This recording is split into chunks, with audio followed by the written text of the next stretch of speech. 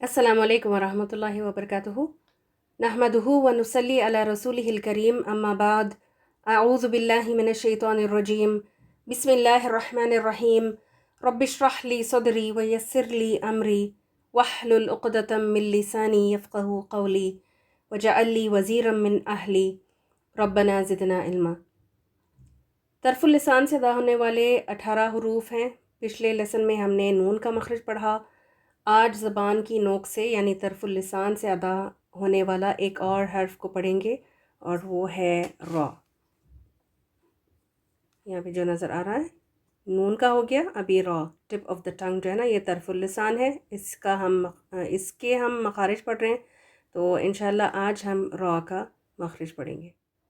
आगे बढ़ने से पहले ज़बान की नोक के हिस्सों को दोबारा रिवाइज़ कर लें ज़रा। जो इमेज आपको नज़र आ रहा है वो उसमें देखें, जो नून के नीचे है ना, वो ज़बान की नोक है, बिल्कुल टिप है, टिप ऑफ द टंग है। मैं इसको थोड़ा सा और हाईलाइट करके बताती हूँ आपको।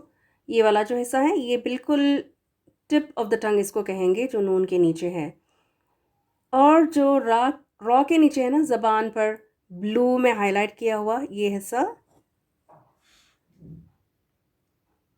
तो ये टॉप ऑफ द टिप है, यानी ज़बान की नोक का ऊपरी हिस्सा है। ये आपने याद रखना है, क्योंकि ये ज़बान के नोक के, स्पेशली ज़बान का नहीं, ज़बान का तो हमने वो 4 हमने पढ़े थे ना, मुख्तलिफ जो उसके हिस्से हैं, डिविजन्स हैं। लेकिन यहाँ पर आपने ये याद रखना है कि ज़बान की नोक के सिर्फ उसकी टिप के 2 हिस्से हैं, 2 मुख्तलिफ हिस्से।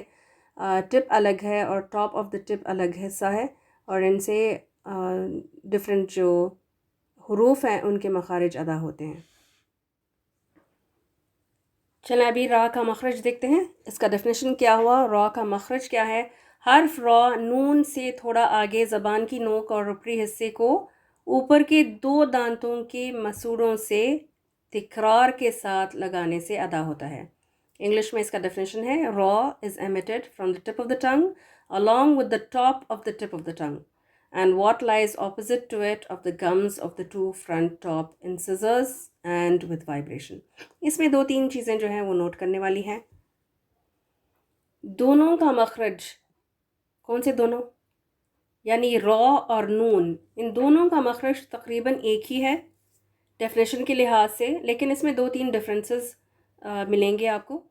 पहला डिफरेंस तो ये है कि जब नून को अदा करते हैं तो फिर नून को अदा करते वक्त सिर्फ उसका टिप जो है वो यूज़ होगा, इसको यूज़ करेंगे और वो मसूड़ों के पीछे यहाँ पर लगेगा। ठीक है, ये जो नून का है यहाँ पर नज़र आ रहा है।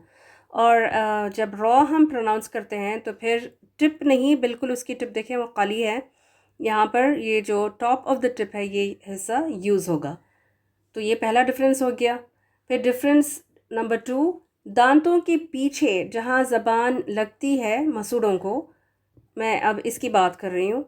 ये हिस्सा जो है मसूड़ों के, मतलब दांतों के पीछे जो मसूड़ों का हिस्सा है, जब अगर हम इसके लिहाज से बात करें तो डिफरेंस ये है कि रॉ और नून थोड़ा सा आगे पीछे हैं। आपको नज़र आ रहा है कि ये जो है नून का हिस्सा है ग्रीन में, और जो वाइट में है वो रॉ का हिस्सा है, मतलब रॉ का मखरज। जब ये tip, top of the tip यहाँ पर लगे तो फिर रॉ अदा होता है। ठीक। और तीसरा डिफरेंस जो है वो डेफिनेशन में आपको बताया गया था कि रॉ के साथ तिकरार है, यानी वाइब्रेशन है। तो रॉ को वाइब्रेशन के साथ, तिकरार के साथ प्रोनाउंस करेंगे, लेकिन नून के साथ ये तिकरार नहीं है। उसके साथ हमने पढ़ा था कि गुन्ना होगा, और वो इंशाल्लाह हम जब खैशूम का टॉपिक पढ़ेंगे ना तो फिर उसको और क्लियरली मेंशन करेंगे। यहाँ पर क्योंकि हमारा फोकस रॉ है तो फिर इसको आप याद रखें कि रॉ को प्रोनाउंस करते हुए वाइब्रेशन होगी, तिकरार होगी। ये जो हम वाइब्रेशन, तिकरार कह रहे हैं ना, तो इससे क्या मतलब है, तिकरार से मुराद क्या है और ये क्यों होती है तिकरार रॉ के साथ। तो उसका जवाब ये है कि रॉ में ज़बान नून की तरह मखरज से चिपकती नहीं है, बल्कि तिकरार वाइब्रेशन होती है, जिसकी वजह से उसकी आवाज़ बेहतर तरीके से निकलती है।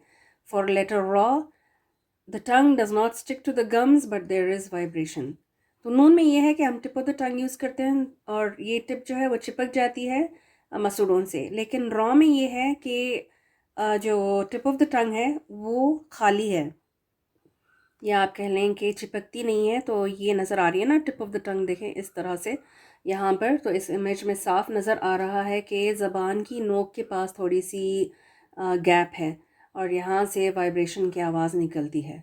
ٹھیک، اگر یہ گیپ نہ ہونا تو پھر وہ وائبریشن نہیں ہوگی، مخرج بند ہو جائے گا. اور نون کے ساتھ یہی ہوتا ہے کہ مخرج جو ٹپ آف دا ٹنگ سے چپک جاتی ہے زبان اوپر مسوڑوں سے، تو پھر مخرج بند ہونے کی وجہ سے وہاں پر غنہ ہوتا ہے نون کے ساتھ. لیکن یہاں پر تھوڑی سی یہ گیپ ہونے کی وجہ سے یہ ہے کہ اس میں جو وائبریشن یا تکرار ہے وہ نکلتی ہے آواز را کی، را کے ساتھ.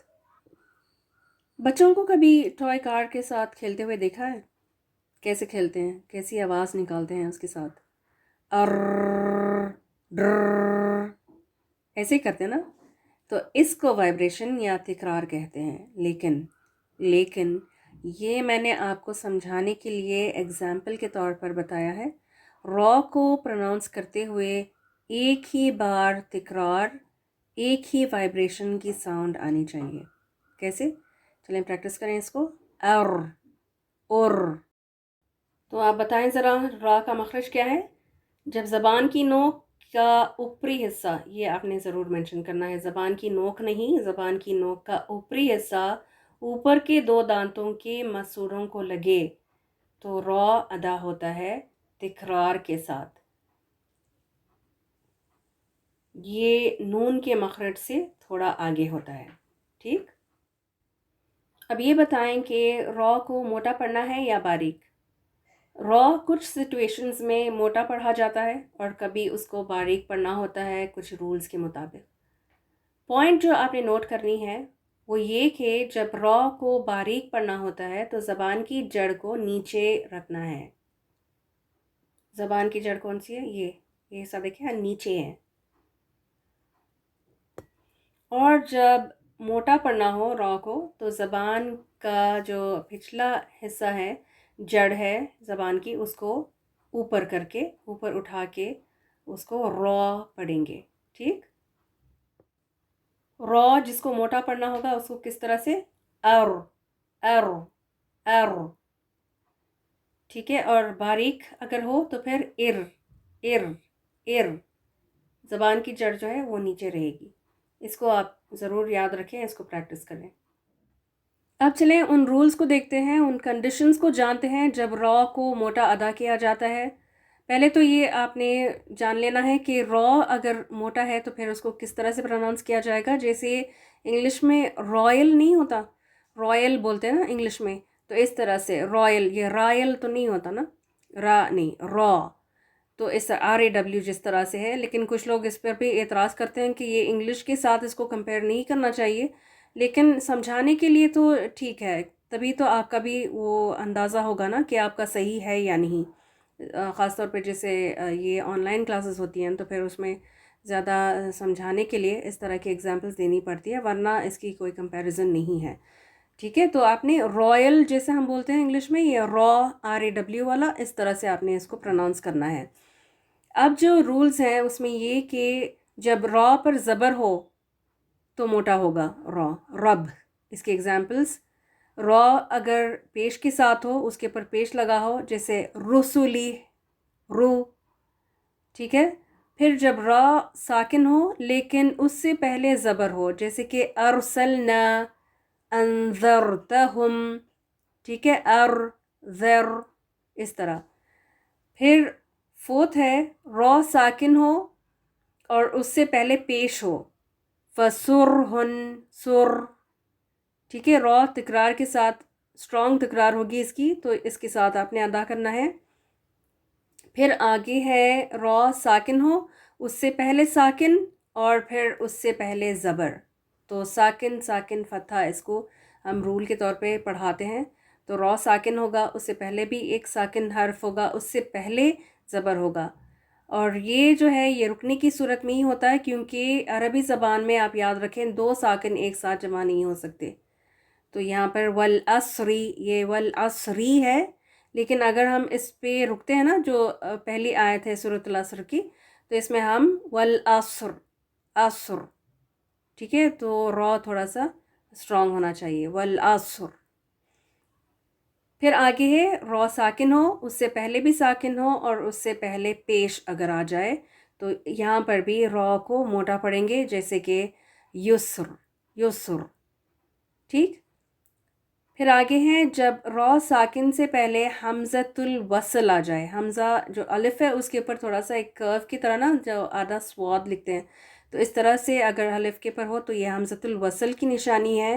اور جب را ساکن سے پہلے حمزۃ الوصل آ جائے تو پھر بھی را جو ہے اس کو موٹا ہی پڑھیں گے، جیسے ارجی، ارتضی، ار.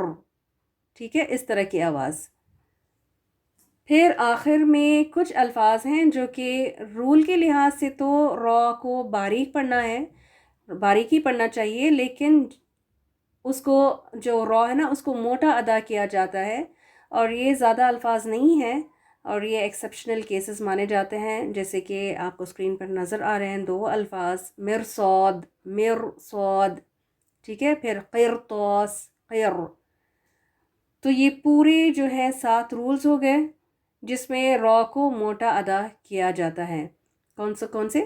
را پر زبر، را پر پیش، را ساکن سے پہلے زبر، را ساکن سے پہلے پیش، را ساکن ہو اس سے پہلے ساکن ہو پھر زبر، را ساکن پھر ساکن اس سے پہلے پیش ہو، پھر را ساکن سے پہلے حمزۃ الوصل، اور را ساکن کی ایکسیپشنل کیسز.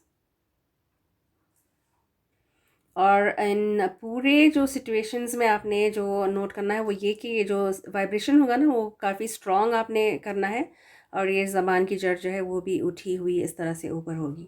ٹھیک ہے. اب ان رولز کو دیکھتے ہیں جہاں پر را کو باریک ادا کرنا ہے، اور جب یہ باریک ہوگا نا تو پھر آپ نے یاد رکھنا ہے کہ جیسے کہ امیج میں بھی آپ کو نظر آ رہا ہے کہ جب زبان کی جڑ جو ہے وہ نیچے ہوگی اور اس میں وائبریشن بہت زیادہ نہیں ہوگی. دیکھیں بالکل پلین لائن اس میں نظر آ رہی ہے. ٹھیک ہے. تو پھر اس کو ار ار ار اس طرح سے پڑھیں گے. اب جو رولز ہیں اس میں یہ ہے کہ را کے نیچے جب زیر لگی ہو تو پھر را باریک ہوگا. اب صارہم اس طرح سے، اب صارہم. را ساکن ہو اس سے پہلے زیر ہو، جیسے کہ اس لفظ میں فرعون، فرعون. ٹھیک ہے. بہت زیادہ آپ نے اسٹریس نہیں کرنا، بہت زیادہ وائبریشن بھی نہیں ہوگی، اور یہ باریک ہوگا. پھر تھرڈ رول جو ہے وہ یہ کہ را ساکن سے پہلے ساکن ہو اور اس سے پہلے زیر، اور یہ بھی جو ہے وہ رکنے کی صورت میں ہوتا ہے، کیونکہ 2 ساکن حرف اس میں نہیں آتے عربی زبان میں ایک ساتھ ایک لفظ میں نہیں آ سکتے، یہ رکنے کی صورت میں ہوگا. سحرن اگر ہے تو پھر اس کو رکنے کی صورت میں سحر، سحر. ٹھیک ہے. بالکل را کی مدھم سی آواز آئے گی. اور آخر میں ہے یا لین والا کیس. یا لین کس کو کہتے ہیں؟ جب یا ساکن ہو اور اس سے پہلے زبر ہو، اس سے پہلے والا حرف جو ہے نا، یا ساکن سے پہلے کا حرف کے اوپر اگر زبر ہو تو اس کو لین کہتے ہیں، یا لین. ٹھیک ہے. اور اب اگر را ساکن سے پہلے یا ساکن ہو اور یا ساکن سے پہلے والا حرف پہ فتحہ ہو، زبر ہو، تو پھر بھی یہ را جو ہے باریک پڑھا جائے گا. کیا کہا میں نے؟ را ساکن، را ساکن سے پہلے یا ساکن، یا ساکن سے پہلے زبر. اب جو ایگزامپلس ہیں اس کو دیکھیں، غیر، خیر، طیر. ٹھیک ہے. تو یہ تھا را کا مخرج، اور یہ کیسز جو تھے وہ لائٹ ادا ہونے والے کیسز تھے را کے. یہ تھا را کا مخرج جو طرف اللسان کے 18 حروف میں سے ایک ہے. امید ہے سمجھ میں آ گیا ہوگا. اگلی کلاس میں طرف اللسان سے نکلنے والے طرف اللسان کے مخارج کو ہم کنٹینیو کریں گے انشاءاللہ. آج کا سیشن یہاں وائنڈ اپ کرتے ہیں. سبحان ربک رب العزت عما یصفون وسلام علی المرسلین والحمد للہ رب العالمین. السلام علیکم ورحمۃ اللہ وبرکاتہ.